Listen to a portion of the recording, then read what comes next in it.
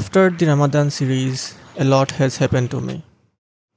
From broken camera to extremely sick, GERD, IBS, gastritis, and some more health complications.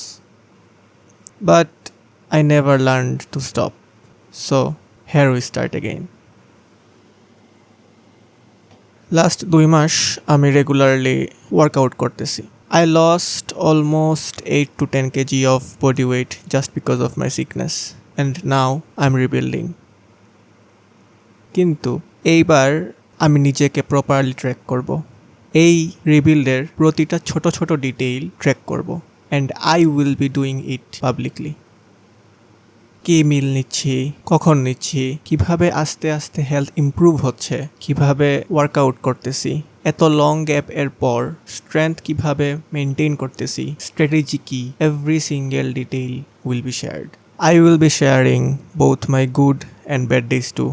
So, if you are someone who wants to start again, then let's go. Let's rebuild together.